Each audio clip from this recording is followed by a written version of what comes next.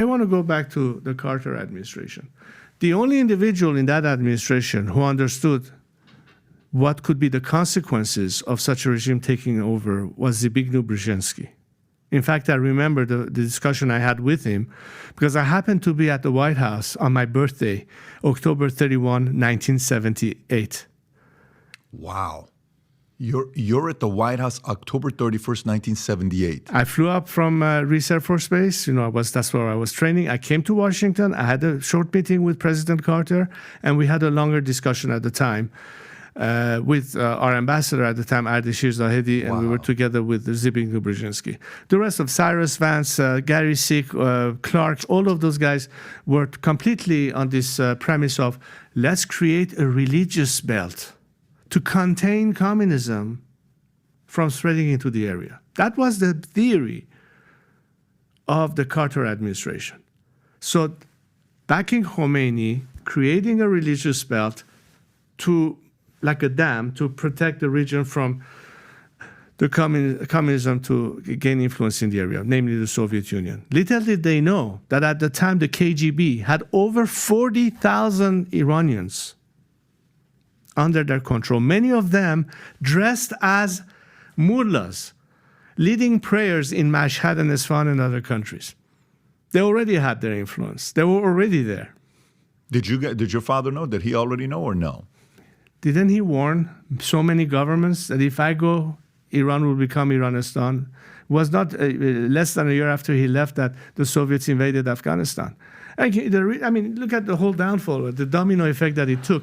But that was the leading theory of the Carter administration at the time, containing communism. When that backfired, and Saddam took advantage of a weakness of the Iranian military because most of their heads were being executed by the revolutionary regimes. Many of our officers, our best officers, were executed. And he thought that it would be a preventive attack vis-a-vis Iran, who was trying to already gain territory, which propelled us in the war.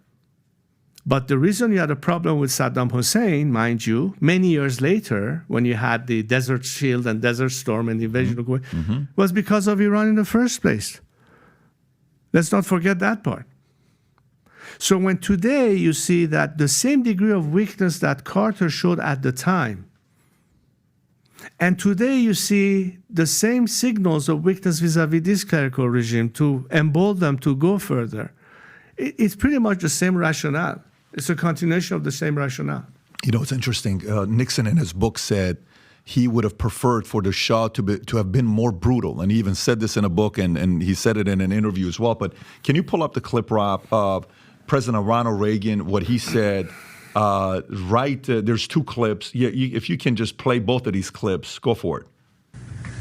The degree of unpopularity of a regime when the choice is total authoritarianism, totalitarianism, I should say, in the alternative government, makes one wonder whether you are being helpful to the people. And we've been guilty of that. Because someone didn't meet exactly our standards of human rights, even though they were an ally of ours, instead of trying patiently to persuade them to change their ways, we have, in a number of instances, aided a revolutionary overthrow which results in complete totalitarianism instead for those people. And I think that this is a kind of a hypocritical policy when at the same time we're maintaining a détente with the one nation in the world where there are no human rights at all, the Soviet Union. I did criticize you can pause that right there. That's for the audience. That's a 1980 presidential debate. Depends on what platform you listen to this, whether it's Spotify or podcast or YouTube. He's calling out Carter in this debate. And then the second part is even clearer than this one. If you can play the second one.